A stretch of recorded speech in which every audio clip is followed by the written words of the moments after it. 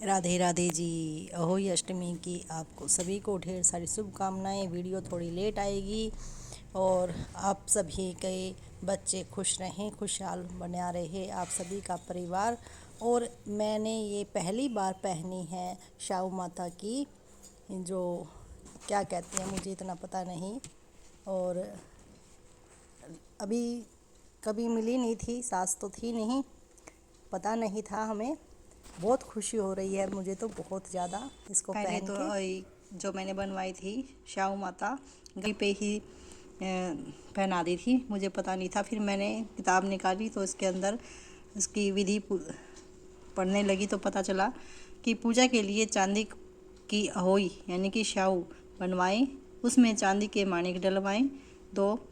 और जिस प्रकार हार में पैंडल लगा होता है उसी प्रकार अहोई शाहू में दाने डालें। फिर अहोई माता को किरोली चावल दूध भात से पूजा करें। जल से बड़े लोटे पर सतिया बना लें। एक कटोरी में हलवा तथा रुपये का बयाना निकाल दें और 7 दाने गेहूं के हाथ में लेकर गले में शाहू को डालकर अहोई माता की कहानी सुने। ये वाला पढ़ने के बाद ही मैंने फिर अपने अहोई माता को गले में डाला था। बाकी आगे की ये है कि जो बयाना निकाल रखा है, बयाना यानी कि सासू माँ को जो देते हैं, चरण स्पर्श कर कर आदरपूर्वक उन्हें दें। उसके बाद चंद्र को अर्घ देकर भोजन करें। लेकिन हमारे यहाँ पर ऐसा होता है कि अभी ही दोपहर के टाइम ही बासी भोजन यानी कि नहाने से पहले बनाया हुआ भोजन ही हम ग्रहण करते हैं, कहानी सुनते हैं। उसके बाद हम जल दे देते हैं और सूरज को जल दे देते हैं। उसके बाद जब शाम को तारे निकलते हैं तब हम भोजन पक्का बनाकर खाते हैं, जिसमें कि सब्जी, पूरी, हलवा, खीर, जो भी आपका मन करे जो बना सकते हैं। उसके बाद इसमें लिखा हुआ है अर्घ देने के बाद, दिवाली के बाद किसी भी शुभ दिन अहोई को गले से उतार कर गुड़ से भोग लगाकर फिर जल के छींटे देकर मस्तक से झुकाकर उसे फिर रख दे। जितने पुत्र हों उतनी ही बार, जितने बेटों का विवाह हो उतनी ही बार इसमें दाने डलवाते जाए, 2-2 दाने डलवाते जाए। ऐसे करने से अहोई देवी प्रसन्न होकर बच्चों को दीर्घायु करके घर में नित्य मंगल करती है। इस दिन ब्राह्मणों को पेठा दान कर देने से विशेष लाभ होता है। अब सुनते हैं इसकी कहानी। हम तो कहानी किताब में से ही पढ़ लेते हैं। कहानी शुरू होने से पहले इसमें जो गेहूं के दाने डाले जाते हैं, फिर कहानी सुनते हैं और बीच बीच में इसको ऐसे करते रहें और हुंकारे भरते रहें। अब मैं अकेली हूँ तो खुद ही ठीक है, जैसा भी। अहोई माता की कई कहानियाँ हैं वैसे तो,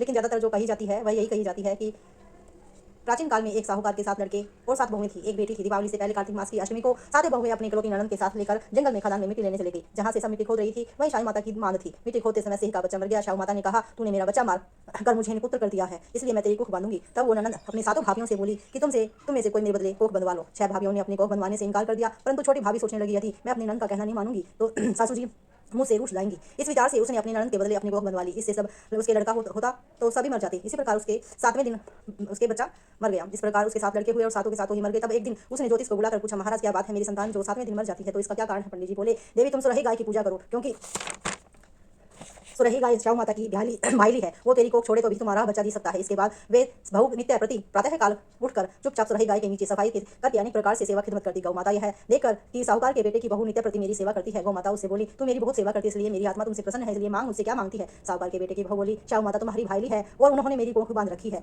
आप कृपा करके अपने भाई से मेरी को खुलवा दीजिए। वह उस दुखियारी की ये बातें सुनकर गौमाता बोली, अच्छा। एक दिन गौमाता उसे सात समुद्र पार अपने भाई के पास चले गई। मार्ग में धूप बड़ी कड़ी पड़ रही थी, सो वे दोनों एक पेड़ के नीचे छाया में बैठ गई। थोड़ी देर में वहां एक सांप आया। उसी वृक्ष पर गरुड़ पंखनी ने बच्चे दे रखे थे। वो सरप उन बच्चों को डसने लगा। तब साहूकार की बहू ने उस सरप को मार डाला और ढाल से नीचे गिरा दिया।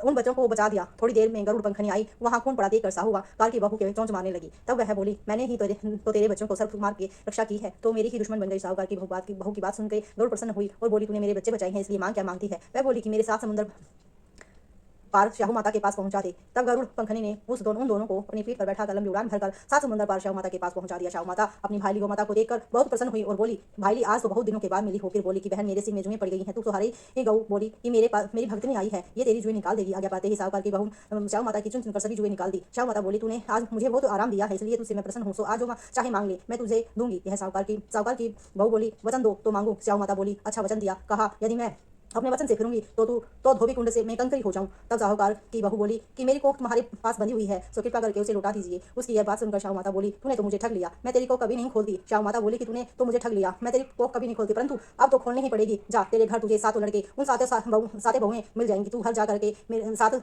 उजमन करियो, 7 अहोई बनाकर 7 कढ़ाई का दीजियो। यह सुन जब वह लौट के घर पहुंची तो वहाँ 7 बेटे 7 बहुएं बैठे हुए थे। यह देखकर वह बहुत खुश हुई। तभी उसने 7 अहोई बनाई और 7 उजमन की तथा 7 की कढ़ाई की। दिवाली के दिन उसकी जेठानियां कहने लगी, जल्दी जल्दी चौका पूजा कर लो, अन्यथा छोटी बहू के बच्चों का याद करके रोने लगेगी। थोड़ी देर में उन्होंने अपने बच्चों से कहा, जा चाची के घर जाके देखा कि आज वह रोई क्यों नहीं। बच्चों ने आकर देखा, चाची अहोई बना रही है, अब खूब उजमन कर रही है। यह सुनते ही उसकी जेठानियां दौड़कर उसके घर गई। जाकर देखा, तूने तो अपने को कैसे छुड़वाई। वह बोली कि तुमने तो अपने बांधने से इनकार कर दिया था, मैंने अपनी छोटी ननद का ख्याल करके अपने को बांध ली थी, अब बंधवा ली थी। अब शाहू माता ने मुझ पर कृपा करके मेरी को खोल दी है। जिस प्रकार मेरी कोख खोली, उसी प्रकार संसार की सभी नारियों की कोख खोल देना। यह कहानी है सो है शाहू माता। इसे सुनने वाले तथा ओंकार भरने वालों ने सभी परिवार नारियों की कोख खोल देना, सभी नारियों की कोख खोल देना। यही हम तुमसे प्रार्थना करते हैं। जैसे पहले आई से किसी के नाय, पीछे आई से सब जय गौ शाहू माता की जय।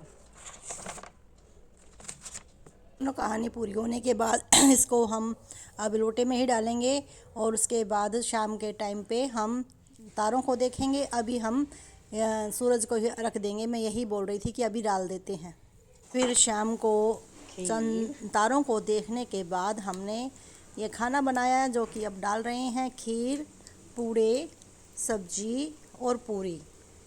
पहले अग्नि जी माई और फिर भगवान जी को भोग लगाया, अहोई माता जी को भोग लगाया।